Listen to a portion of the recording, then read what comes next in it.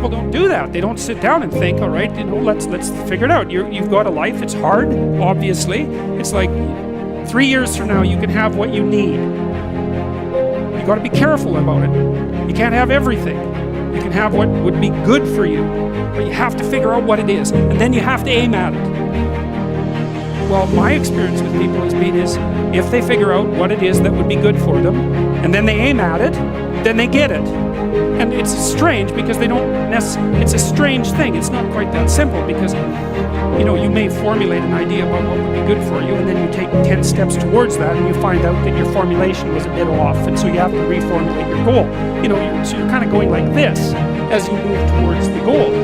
But a huge part of the reason that people fail is because they don't ever set up the criteria for success. And so since success is a very narrow line and very unlikely, the probability that you're going to stumble on it randomly is 0.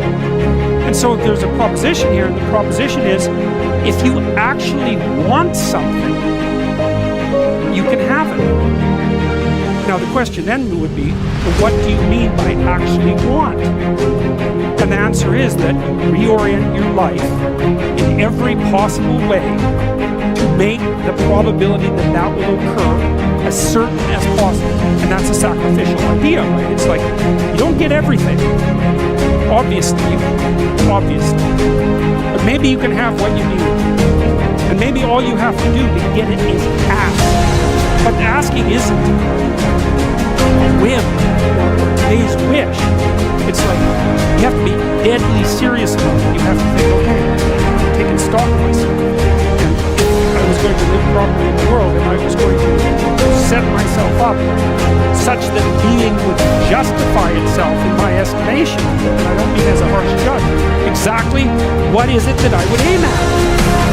And often people don't like to specify conditions for failure. If you keep yourself all vague and foggy, which is really easy not doing as well, then you don't know when you fail. And people might say, well, I really don't want to know when I fail because that's painful, so I'll keep myself blind if I'm going to fail. It's fine, because if you fail all the time, you just won't know it until you fail so badly that you're done. And that can easily happen by the time you're 40. So I would recommend that you don't let that happen. So that's willful blindness, right? You could have known, but you chose not to. Okay, so once you get your goal structure set up, you think, okay, if I could have this life, looks like that might be worth living, despite the fact that it's going to be, anxiety-provoking and threatening, and there's going to be some suffering and loss involved and all of that.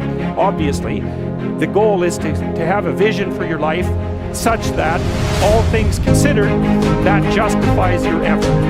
Okay, so then what do you do? Well, then you turn down the micro routines. It's like, okay, well, this is what I'm aiming for. How does that instantiate itself day to day, week to week, month to month?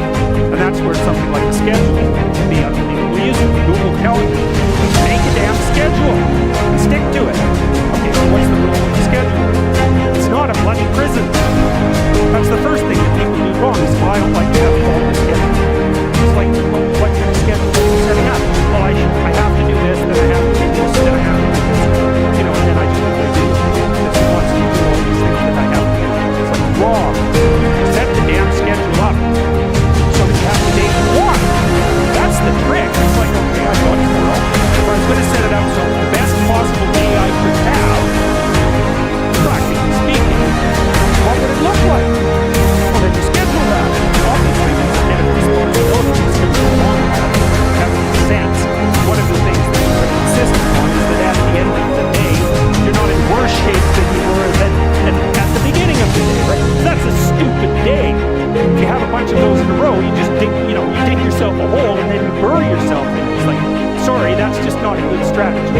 It's a bad strategy. So maybe 20% of your day has to be responsibility and obligation, or maybe it's more than that, depending on how far behind you are. But even that, you can ask yourself, okay, well, I've got these responsibilities. I have to schedule the damn things in.